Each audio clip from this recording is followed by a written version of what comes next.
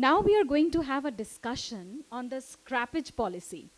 To have a vivid information on this, we have with us Ms. Tamishra Ray, consultant to Ministry of Road Transport and Highway from Kerne. I would request Mr. Shivam Garg, Regional Director, North Bengal FADA, to please welcome Ms. Tamishra Ray. A huge round of applause, please. Thank you.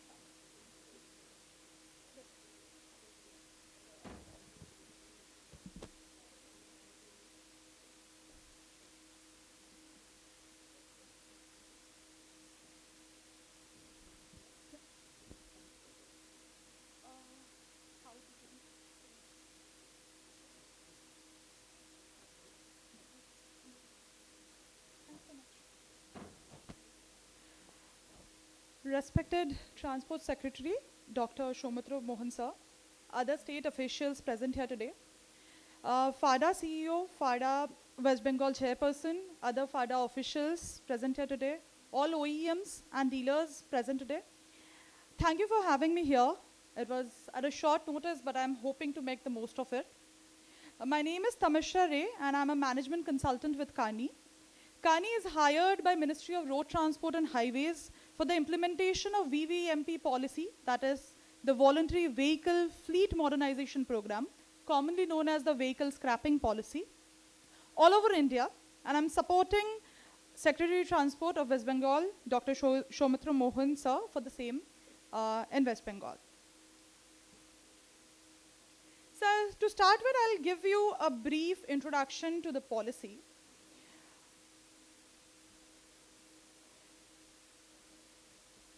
So the policy was launched by our Honorable Prime Minister Shri Narendra Modi on 13th of August 2021 in Gujarat. Some of the major objectives of the policy includes reduction of pollution, improvement of road safety, improvement of fuel efficiency, reduction in maintenance costs, promotion of a circular economy, formalizing the current informal scrapping industry, boosting availability of low-cost raw materials as well as auto sector sales.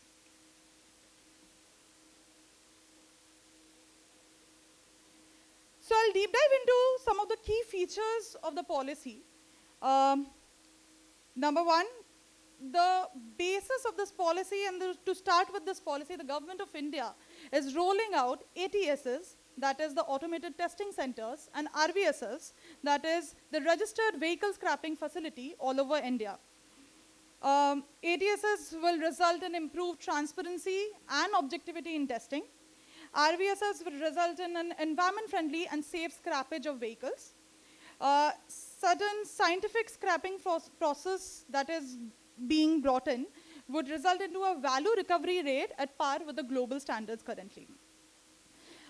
The government has introduced a national single window system, NSWS portal, where the interested investors can go and submit their applications. Certain incentives has been introduced through the CDs generated, the certificates of deposits that would be generated in the RVSS. The incentives includes concession and motor vehicle tax of up to 25% for non-transport vehicles and up to 15% on transport vehicles. The notification for the state of West Bengal is yet to come, but many of the states have already gone forward with it. There's also a waiver of registration fees that gets awarded, and it depends on the state to come up with a notification for it. Certain disincentives for ELV, or the end-of-life vehicle owners, includes increased fees for re-registration of vehicles, fitness tests, and issuance of fitness certificate for vehicles older than 15 years. Certain citizen-centric citizen-centric features includes a digital portal. In Vahan, there is a digital portal to facilitate fitness testing and scrapping of the ELV vehicles. There is certain flexibility that has been included to get vehicles tested at any ATSs or scrapped at any RVSFs in the country.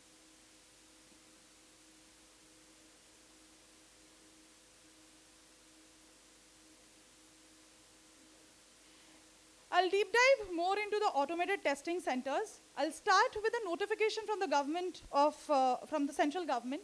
The date of 1st October 2024, from then onwards, fitness testing for transport vehicles such as heavy goods vehicles, heavy passenger motor vehicles, medium goods vehicles, medium passenger motor vehicles, and light motor vehicles shall be mandated through automated testing centers only. The date has recently been increased. It was earlier the end of March. Because of less number of ATSs that has come up till date, and it couldn't be mandated on 31st March, but it has been extended to 1st of October 2024. ATSs or automated testing centers would conduct fitness testing through automated testing equipments. Testing standards have been notified by MoRTH. ATSs to update test results in Vahan portal and vehicle owners to use Vahan ATS modules to book test slots, view their test results, as well as have an appeal against the test results. Currently, commercial vehicles undergo fitness test every 2 years for first 8 years and annually thereafter. Private vehicles, first registration is valid for 15 years. Valid fitness certificate is necessary for renewal of registration after 15 years. Renewal would be valid for 5 years thereafter. Some of the ID-driven processes includes ATSs have been provided with access to Vahan database to update test results.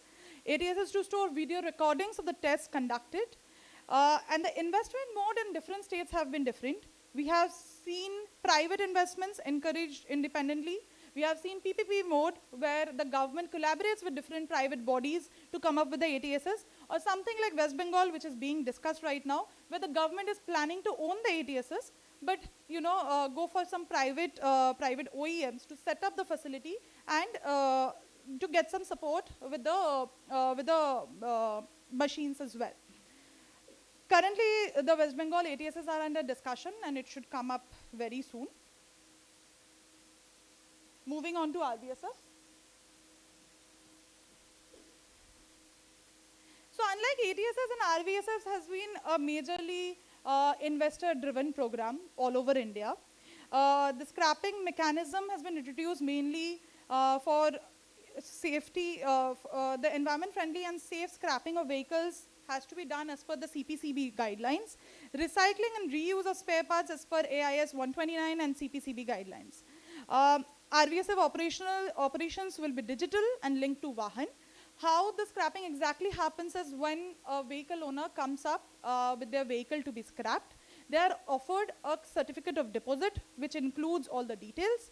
Once the vehicle is scrapped, a certificate, CVS is provided, which is a certificate of vehicle scrapping. Currently, many RVSFs have come up in many states. West Bengal is currently accepting applications from investors to have RVSFs in the state. Some of the enhanced value discovery through RVSFs have been the use of scientific scrapping process to enhance the value recovery rate to global standards of 90 to 95%. Some collaborations includes collaboration with the informal players to set up ELV collection centers, collaboration with MSTC for sourcing of ELVs and e-auction of scrap. The government vehicles are being auctioned through the MSTC portal currently, and all the operational RVSFs, not the approved ones in NSWS, but the operational ones. Operational ones are the ones that are considered after getting the CTO. Those ones can participate in the MSTC portal for the auctions, and they can go ahead and win the bids for the government vehicles currently.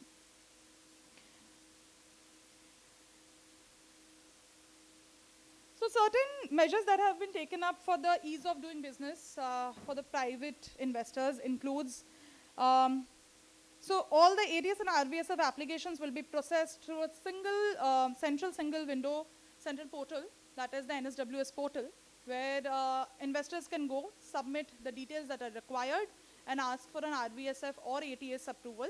ATSs depends on the model the state is following. As I mentioned, for West Bengal, the model right now is government-owned ATSs, where they're currently drafting the RFPs, and they would soon come up with a notification as well. Secondly, the state and the government to process the RBSF applications in a time-bound manner.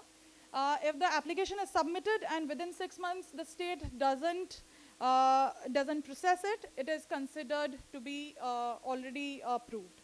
So the state will be, the states have taken the ownership to process the applications as soon as possible. ATSs and RBSFs established in a state can test or scrap vehicles registered in any state or union territories. Provision for auto OEMs, auto dealers, and service stations to invest in ATS have been included, that is through a subsidiary, joint venture, or an SPV. Automatic intimation to RTOs for fitness status is also provided. It has eased the process of deregistering vehicles and cancellation of RCs.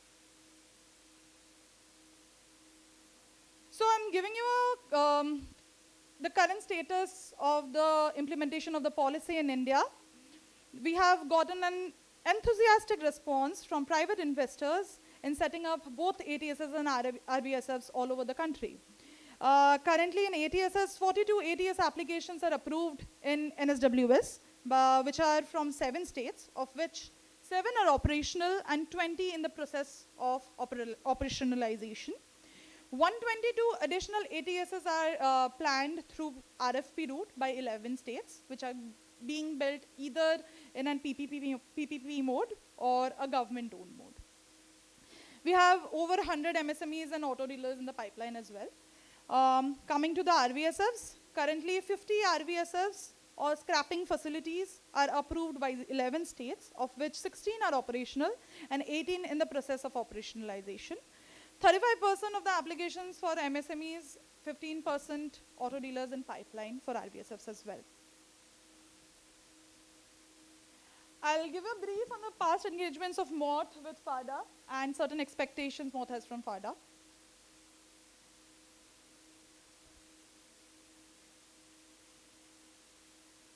So in the past, we had a webinar on the key features of the vehicle scrapping policy chaired by the Joint Secretary of Ministry of Road Transport and Highways on 26th of February 2022.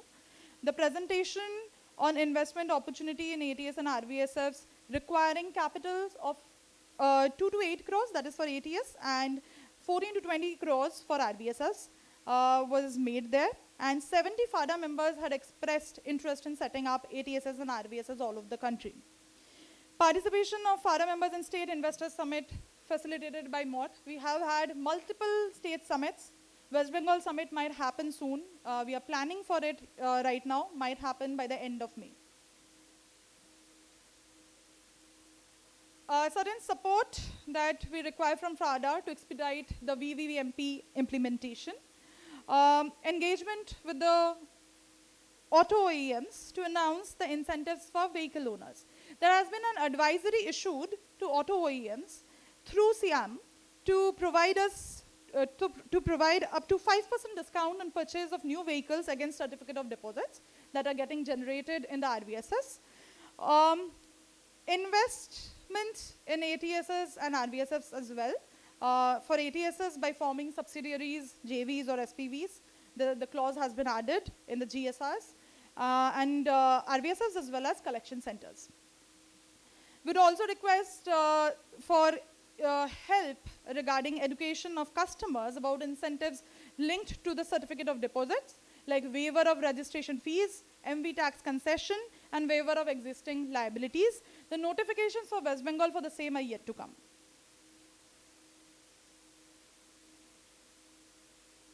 So I'll give you a status on the status of West Bengal and the implementation of the policy till date. West Bengal is live on NSWS and is accepting applications for RBSS. For interested investors on RBSFs, the applicants need to have an orange category land, a consent to establish or application thereof, approved plant layout or building plan and shall undertake to comply with all the requirements of respective demands as applicable under law. The link for the application is also shared in this deck, and if anyone needs any help after this, they can definitely connect with me as well.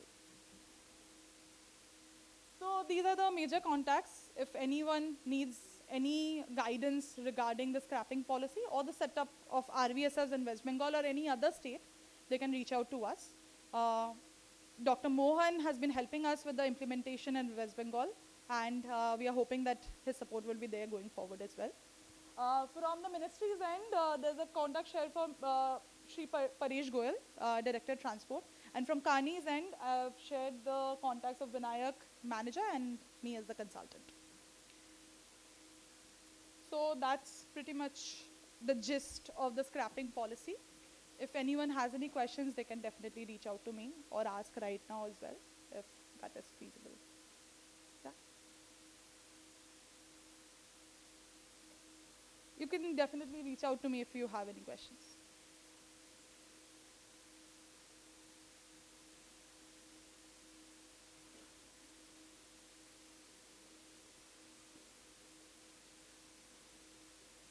Yeah, yeah. Yeah, definitely.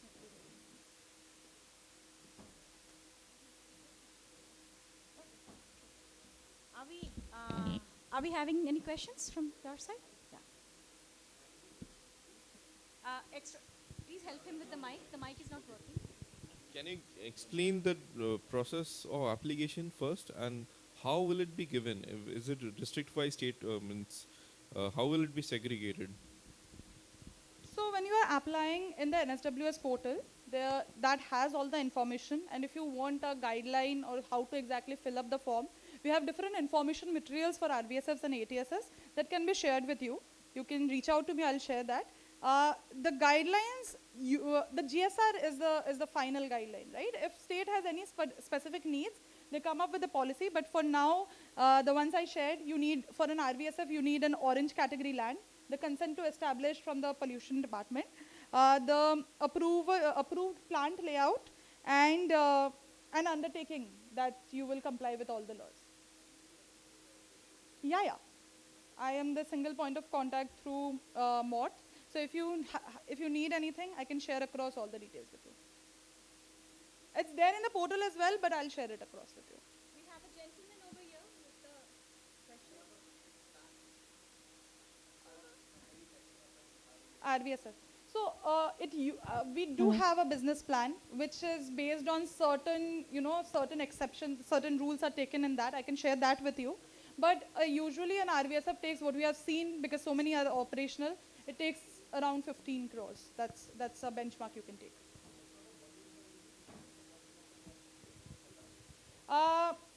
If it's a 2 to 3 acre land, and so there is a concrete area where all the scrapping happens, and there is a depolluting area, everything taken care of. Volume as such is not fixed, but state-wise there are certain ELV laws that are decided, and based on that, the number of RVSFs that can come up in a state has been, like, it's not a cap right now because it's at a very initial stage, but that would be capped depending on that.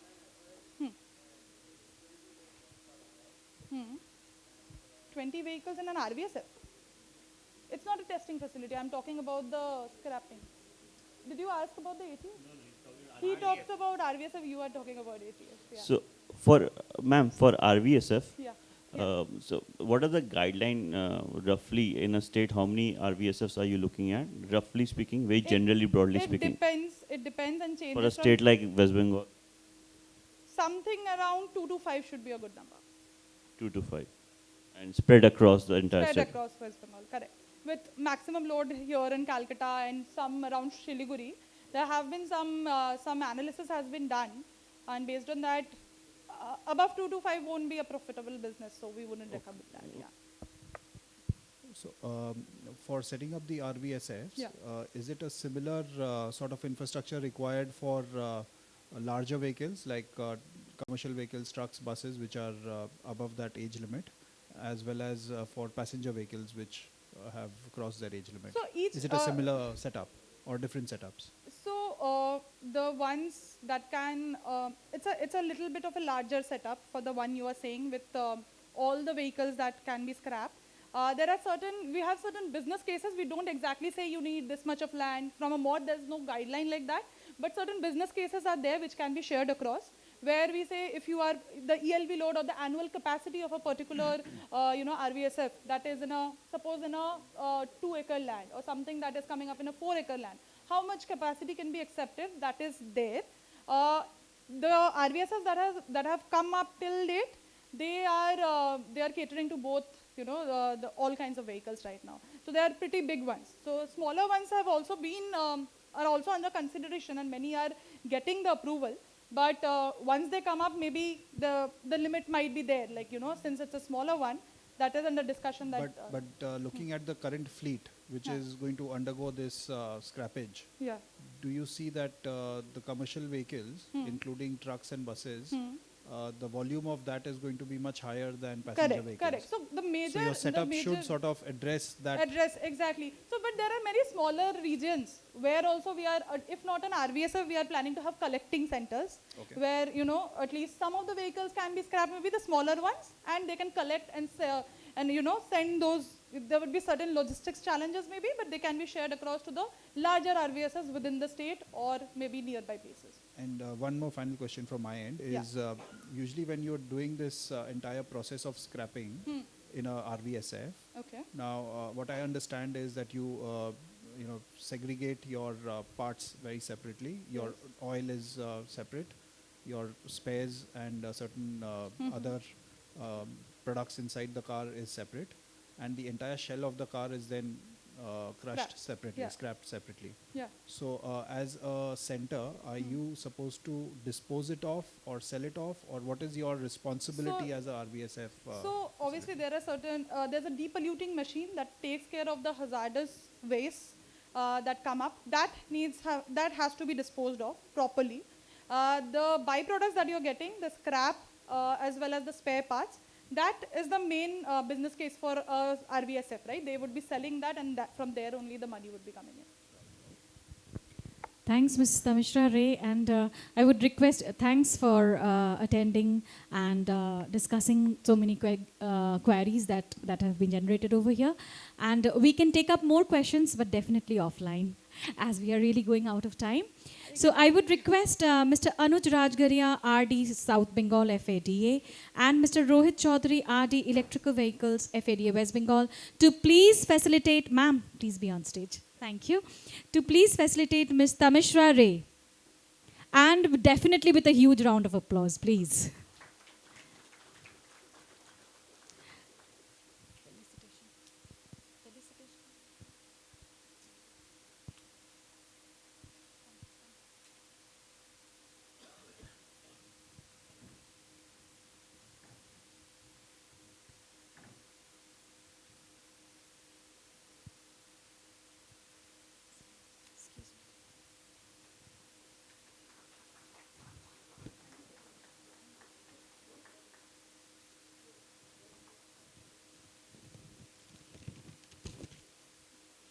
Thank you, Ms. Ray, for marking this event and making this so successful and informative. I would request everyone present here to please